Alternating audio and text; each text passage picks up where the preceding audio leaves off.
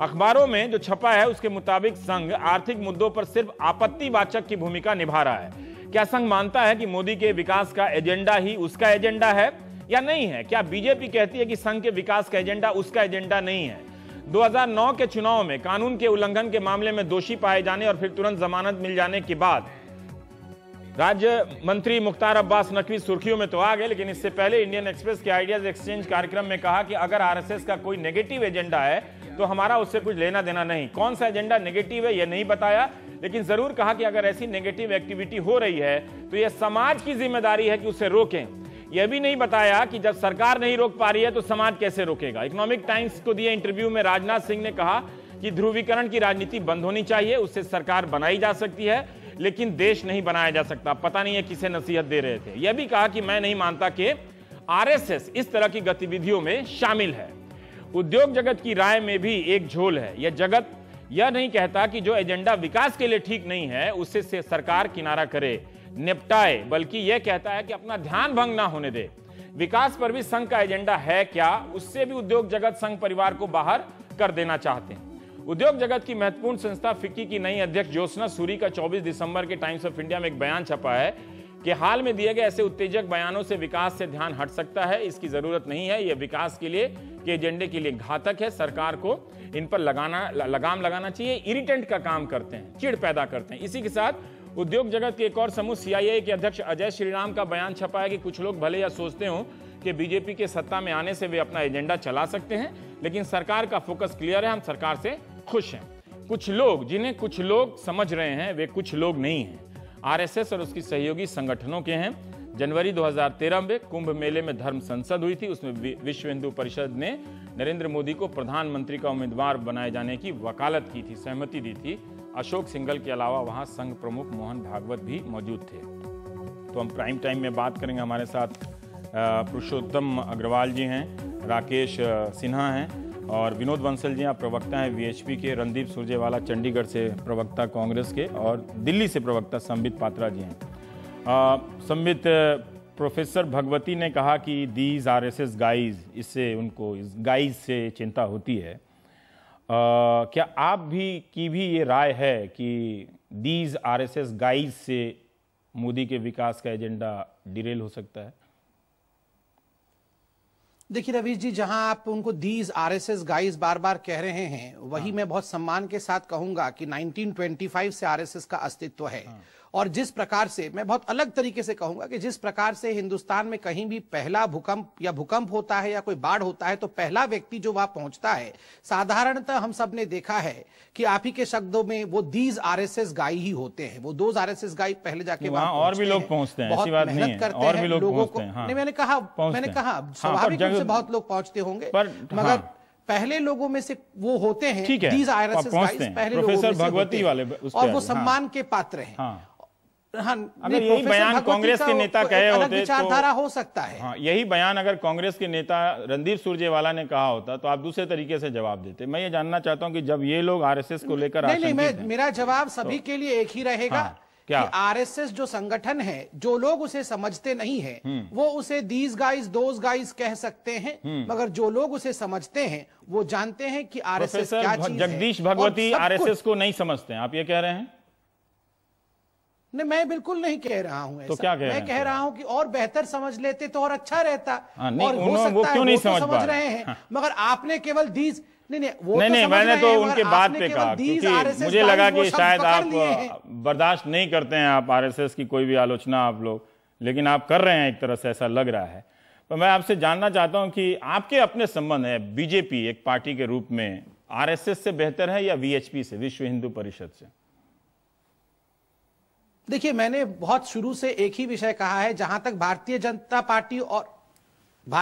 Party और RSS के संबंधों का सवाल है, आप इसे एक जहाज और कॉम्पस के संबंध के रूप में देखिए। मैं रिपीटेशन के आधार पर फिर से कह रहा हूं, एक कॉम्पस में कोई बटन नहीं होता है ऑन और ऑफ का, एक कॉम्पस में कोई बटन नहीं होता है कि किस प्रकार से कंट्रोल किया जाए। कंट्रोल का बटन केवल रिमोट कंट्रोल में होता है और वो 10 जनपथ में है, ये हर कोई जानता है।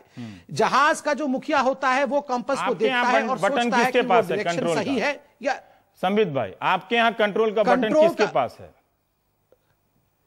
कंट्रोल का बटन जनता के पास है, जनता चुनती है नेता और वही कंट्रोल करता है। तभी तो आज हमारे सर्वे सर्वा नेता मोदी जी हैं। आपसे ये जानना चाहता हूं कि क्या आप ये मानते हैं कि 4 बच्चे पैदा करने वाले बयान से विकास का एजेंडा डिरेल हो जाएगा? क्या आप मानते हैं कि ये बयान सही है? नहीं, ये 4 बच्चे पैदा करने वाला बयान जिस प्रकार से दिन में 40 बार बोला जाता है, मुझे लगता है एक बार जिसने बोल के गलती की वो तो की, उसको हमने नोटिस भी दिया। 4 लोगों ने, सुबह से शाम तक 4 बच्चे करके हम भी कम गलती नहीं कर रहे हैं। प्रवीण तोगड़िया देख रहे होंगे टीवी, आज उन्होंने भी बयान दिया है बरेली में, क्या करें उनका, बताइए। नहीं, देखिए मैं तो इतना कह रहा हूँ रवीश जी, मैं आपकी राय जानना चाहता हूँ। कोने में जाके 5 आदमी को बोल देते हैं 4 बच्चे पैदा करो। समित पात्रा जी, आप ऐसे बयानों की निंदा करते हैं? नहीं, क्या आप ये मानते हैं कि इस तरह के बयान देने से, रवीश जी आज के बहस के संदर्भ में पूछ रहा हूं, नोटिस दिया है ना भगवती या फिर फिक्की की अध्यक्षा, नहीं आपने बाकी लोगों को नोटिस नहीं दिया, वीएचपी के लोग बोल रहे हैं कि वीएचपी को भी आप नोटिस देंगे क्या? नहीं देंगे ना। वीएचपी के लोग आपको चुनाव जिताने में मदद करते हैं। हम जाकिर नायक को नोटिस देंगे। आरएसएस के लोग, हम वो कुरैशी है बीएसपी में, वो कहते हैं कि जो पेरिस में आतंकवाद घटना चल रहा है वो बहुत बढ़िया हो रहा है। पहले गंगा पर बात नहीं किया तो यमुना पे नहीं कर सकते। ये बताइए ना साहब, आप बता नहीं रहे हैं कि ये उद्योगपति जो बार बार कह रहे हैं कि आरएसएस के एजेंडे से देश का विकास डिरेल हो सकता है, आप सहमत है कि नहीं सहमत है? मुझे आपसे जानना चाहता हूं। आप लोग जब ये उद्योगपति कहते हैं तो फिर आपको कोई आक्रामक नहीं होते हैं? कोई नहीं कह रहा है कि डेवलपमेंट डिरेल हो जाए, सब खुश हैं, सब खुश मगर कुछ सीडो सेक्युलरिस्ट को बड़ा दुख हो रहा है। Professor Jagdish Bhagwati pseudo secularist नहीं कर सकते? नहीं, professor Jagdish Bhagwati pseudo secularist हैं? नहीं, उन्होंने अपना एक विचार रखा है। नहीं, वो क्या है? हम लोग आप बता नहीं रहे कि वो सीडो सेक्युलरिस्ट है कि नहीं है। अब यहाँ तो सीडो सेक्युलरिस्ट में बहुत लोग हो सकता है ना, सेक्युलर तो सिर्फ मैं हूँ, सीडो तो आप हैं।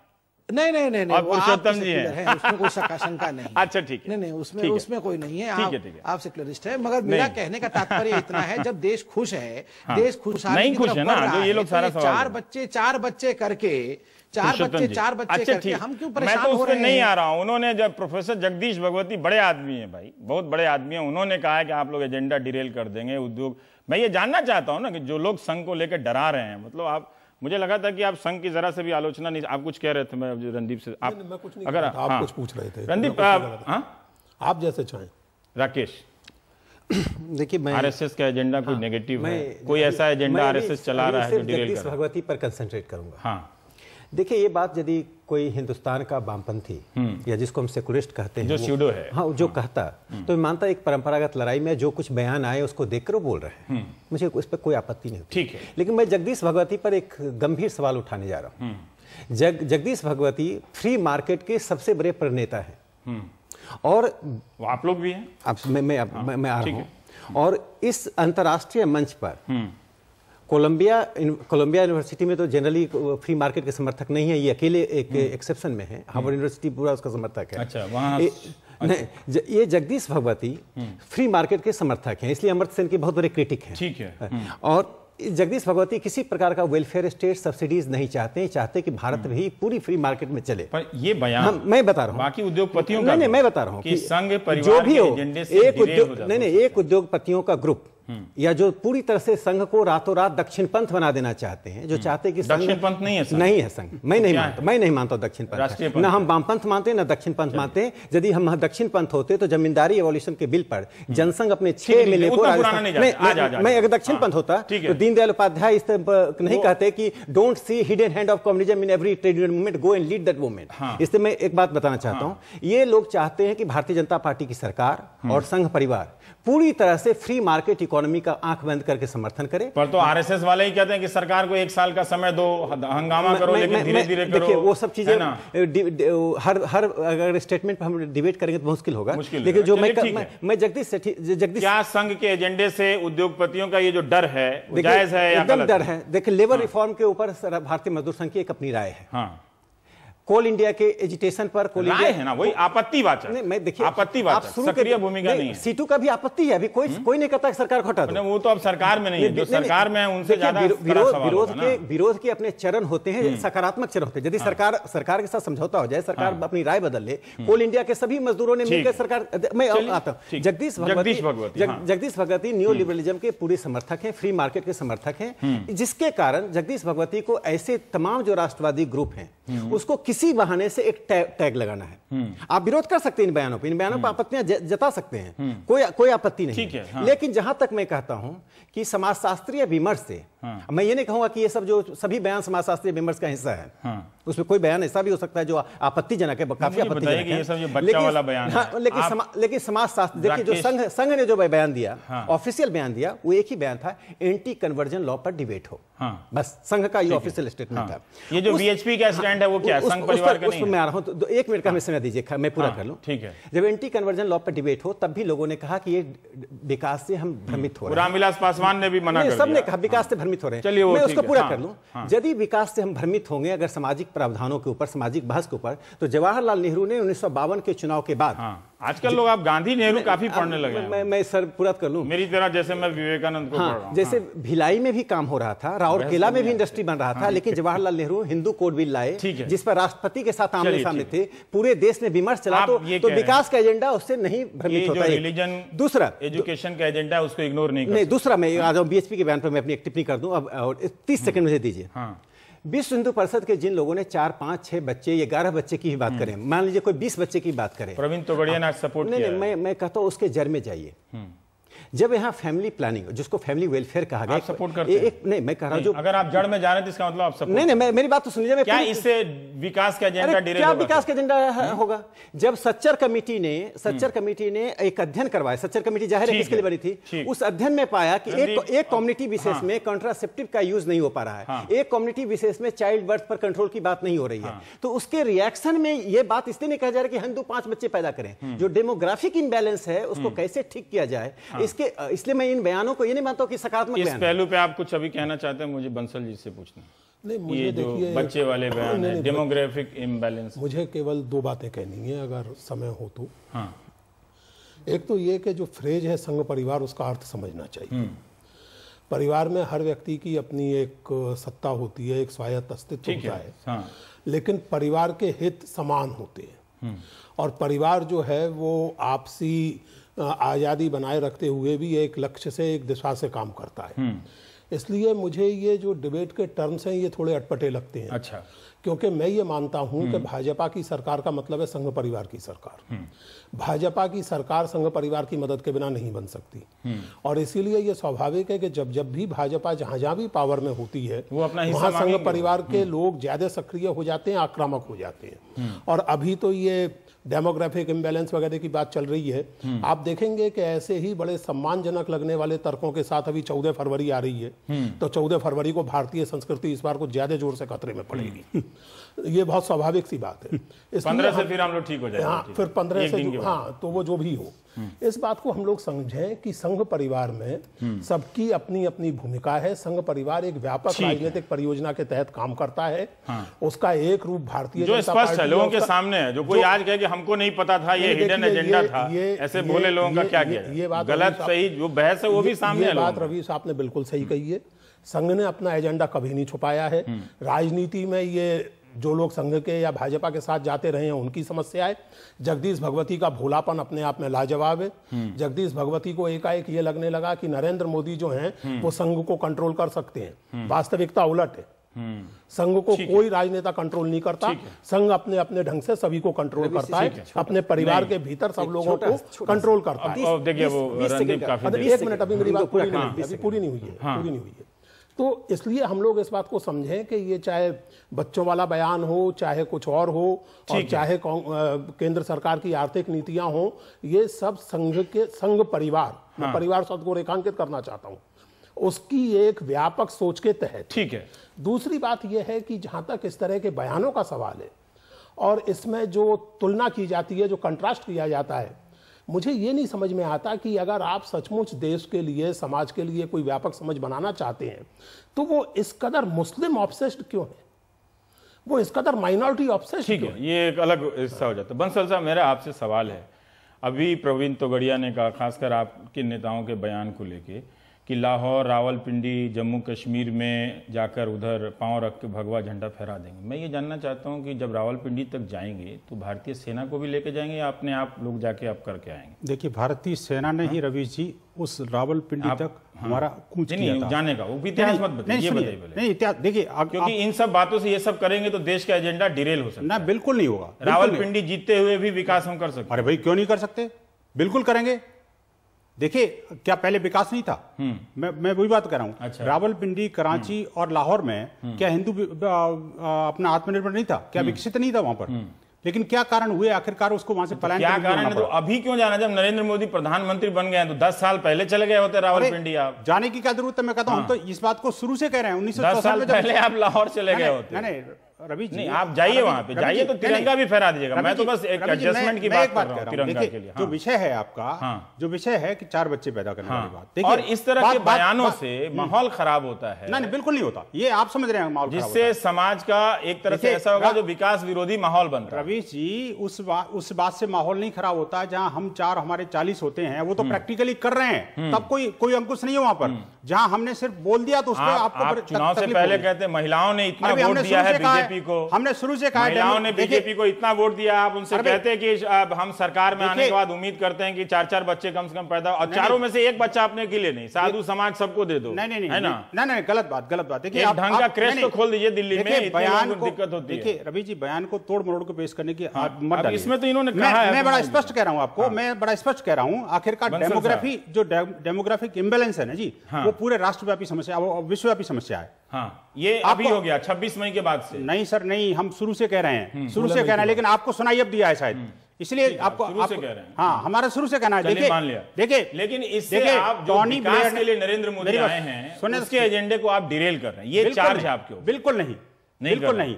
देखिए, आपको लगता है ये काम पहले जरूरी है, वो जीडीपी वाला विकास बाद में होता रहेगा? नहीं, इसका कोई मतलब नहीं है। एक काम को छोड़कर के दूसरा काम नहीं किया जाता। तो कानून व्यवस्था की समस्या होगी। देखिए, जो उद्योगपति लोग कहते हैं, वो कहेंगे कि भाई निवेश नहीं होगा। अब यहाँ पे अब 10 तरह का दिन भर धारा 144 लागू रहे तो निवेश का माहौल खराब होगा, तो इससे उनका जीडीपी का रिकॉर्ड खराब हो जाएगा। जीडीपी का रिकॉर्ड बनाना है अभी। आपकी बात पूरी मैं बोलूं, देखिए, विकास 2 तरह के होते हैं, एक भौतिक विकास होता है, एक सांस्कृतिक विकास होता है। तो आप भौतिक वाले? नहीं, मैं ये नहीं कह रहा कि भौतिक विकास नहीं होना चाहिए, लेकिन सांस्कृतिक विकास साथ साथ होना चाहिए। क्या मोदी सरकार सांस्कृतिक विकास कर रही है? करना चाहिए, करना पड़ेगा उनको। अगर नहीं करेंगे, करना पड़ेगा निश्चित रूप से, बिल्कुल। कारण क्या के सामने? अरे भाई, जब लॉन्ग टर्म पॉलिसी, करते हैं रवि जी, मेरी बात सुनिए, जब डेमोग्राफिक इंबैलेंस हुआ तभी तो कश्मीर की समस्या पैदा हुई। कश्मीर में विकास क्यों रुका? वो देखिए, कश्मीर घाटी का विकास क्यों रुका? पूर्वोत्तर का विकास क्यों रुका? नहीं, पूर्वोत्तर का विकास क्यों रुका? फैसिलिटेटर हैं कि उनको प्रॉब्लम क्रिएट कर रहे हैं? नहीं, बिल्कुल नहीं। हम सहयोगी हैं विकास के, हम विकास के, लेकिन वो सांस्कृतिक विकास नहीं कर रहे हैं जो आप नहीं, वो नहीं कर रहे, मैं नहीं कर रहा, लेकिन नहीं करना चाहिए, आवश्यक है। करेंगे आप उनको हटा देंगे? फिर वही बात, करना चाहिए, ये आवश्यक है देश के लिए, वो भी जानते हैं। ठीक है, वो जानते हैं, वो होना चाहिए। बहुत अच्छी बात है। देखिए, अगर ये देश की महिलाएं अगर आपसे सहमत हैं, देश की महिलाएं नहीं से सहमत हैं, तो देखिए, देश की महिलाओं को तो आज तक, देखिए, 4 बच्चे पैदा करने की मातृ शक्ति को कोई, अगर लड़कियां इस बात से सहमत है कि 4 बच्चे पैदा करना चाहिए, मुझे क्या प्रॉब्लम? नहीं, रवि जी, मैं 4 बच्चे पैदा करने की बात नहीं कर रहा, मैं बात कर रहा हूं जो हम 4 और हमारे 40 को रोकने की बात है। डेमोग्राफिक बैलेंस आप उन्हीं के भरोसे कर रहे हैं। आप मुझे बताइए कि आखिरकार ये नियम कानून कायदे बनाए जाते हैं तो पूरे देश के सभी के लिए बनाए जाते हैं? रणदीप सुरजेवाला जी, मोर और लेस, कम या ज्यादा या कम, आपने सुना, संबित पात्रा एक तरह से डेवलपमेंट के इशू को रेखांकित कर रहे हैं, राकेश सिन्हा अपनी तरह से बता रहे हैं कि भाई हमारा जो डेवलपमेंट का जो सोच है उसके अलग अलग डायमेंशंस हैं, ठीक है, और आपने बंसल साहब को भी सोच लिया है। अब मैं आपसे जानना चाहता हूं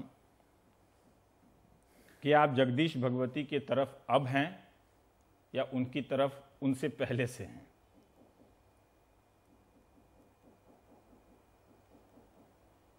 रवि जी, जवाब बड़ा सीधा है। आदरणीय नरेंद्र मोदी जी खुद आरएसएस प्रचारक रहे हैं लंबे अरसे तक। वो आरएसएस हो, वीएचपी हो, बजरंग दल हो, वो मस्तिष्क हैं इस सरकार का, इस सरकार की आत्मा हैं, और इसलिए जो मस्तिष्क और आत्मा कहेगा वो सरकार पहले कहेगी, जैसा आदरणीय बंसल जी भी कह रहे थे कि उन्हें एजेंडा लागू करना पड़ेगा। तो मुझे लगता है कि इस सरकार का क्लियर एजेंडा वो है जो आरएसएस, वीएचपी, बजरंग दल और उनके साथी संगठन लागू कर रहे हैं। डेवलपमेंट जो है, तरक्की और विकास साइड एजेंडा है।